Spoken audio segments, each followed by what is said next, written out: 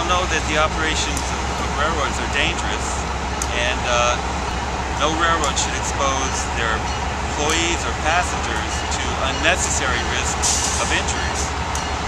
And the railroad has safety rules signed by the President stating that all injuries can be avoided if the safe work procedures are followed.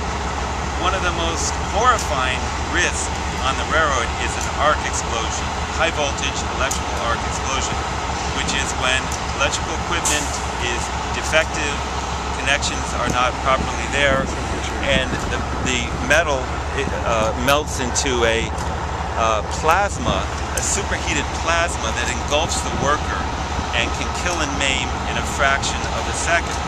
So, how do you avoid that risk of arc explosion?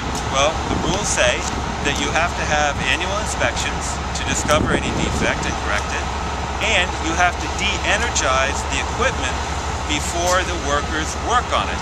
If there's no power, there's no arc explosion, and that's what the safe work procedures are.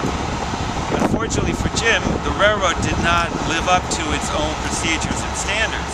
They didn't do annual inspections on the particular electrical box he was working on, and they didn't de-energize the power before his crew was ordered to perform the work inside.